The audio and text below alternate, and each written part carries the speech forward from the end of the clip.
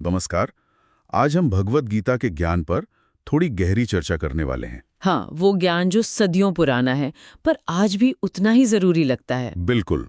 हमारे पास कुछ अंश हैं भगवत गीता एक संतुष्ट जीवन के लिए कालातीत ज्ञान से। अच्छा। मकसद यही है कि देखें इस प्राचीन ग्रंथ से आज की जिंदगी के लिए क्या जरूरी सीख मिल सकती है। हाँ, मतलब कैसे थोड़ी शांति और थोड़ी स्पष्टता पाई जाए। सही।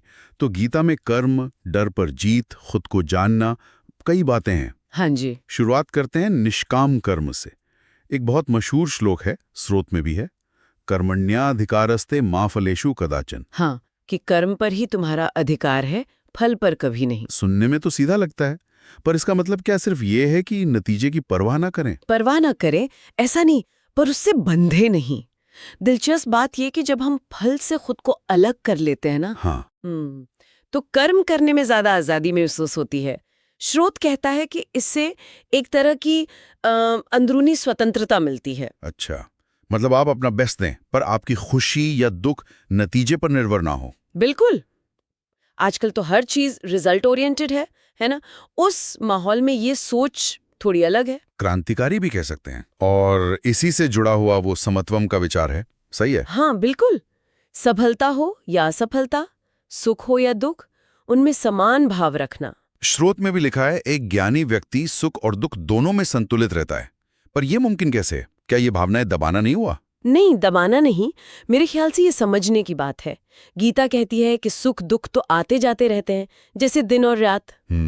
समत्वम का मतलब है उन्हें देखना साक्षी भाव से, उनसे अपनी स्थिरता को भंग न होने देना। अच्छा, और जब हम नतीजे से अनासक्त होते हैं तो इस संतुलन साधना थोड़ा आसान हो जाता है। ये बेसिकली इमोशनल रेजिलियंस बनाने जैसा है।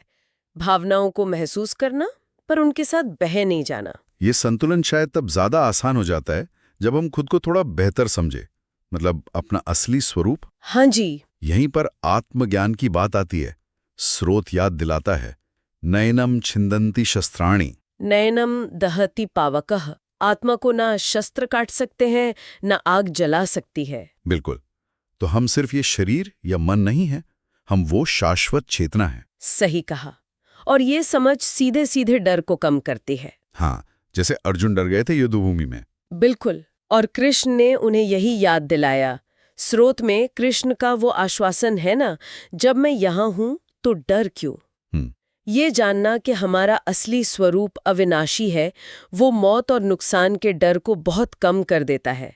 ये सिर्फ फिलॉसफी नहीं है, ये सच में मानसिक शांति देता है, खासकर जब चीजें अनिश्चित हों। अच्छा, पर गीता सिर्फ अनासक्ति या आत्मज्ञान की बात नहीं करती, कर्म की भी बात करती है ना? हाँ, कर्म तो करना ही है। और कौन सा कर्म करें, इसके लिए वो स्वधर्म वाला सिद्धांत है।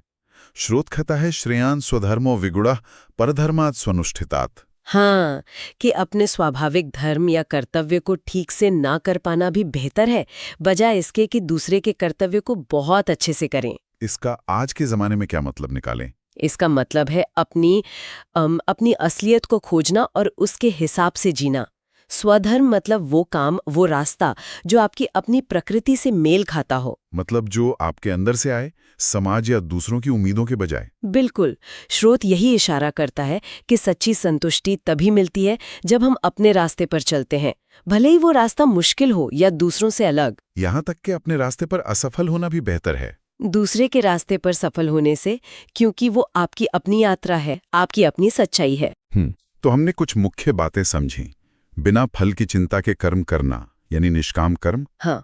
जीवन के उतार चढ़ाव में संतुलन रखना यानी समत्वम। सही। अपने असली आत्म स्वरूप को पहचानना जो शरीर मन से परे है, आत्मज्ञान। बिल्कुल। और अपने स्वाभाविक रास्ते पर चलना यानी स्वधर्म। हाँ जी। और अगर इन सबको जोड़कर देखें, जैसा स्रोत भी कहता है, तो एक स्थिर मन और पूरी लगन से अपने स्वधर्म के अनुसार बिना फल के चिंता के किया गया कर्म, वही शांति और मुक्ति का रास्ता है। ये कर्म से भागना नहीं है, बल्कि सही ढंग से कर्म करना है, सही समझ के साथ। ये सब सोचने पर एक सवाल तो मन में आता है। हाँ। आज की इस भागदौड़ वाली दुनिया में जहां इतने विकल्प हैं, इतनी उम्मीदें हैं, वहां अपने असली स्वधर्म को, अपनी सच्ची प्रकृति और उद्देश्य को पहचानना और फिर उस पर टिके रहना कितना मुश्किल है और शायद कितना जरूरी भी। हाँ, ये सोचने वाली बात है।